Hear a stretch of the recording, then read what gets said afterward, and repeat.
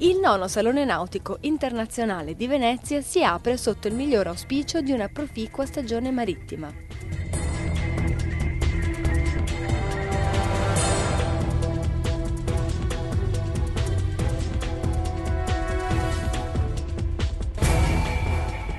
Nonostante le difficoltà economiche mondiali, l'interesse del pubblico per il settore nautico è tangibile, dato l'importante afflusso di presenze.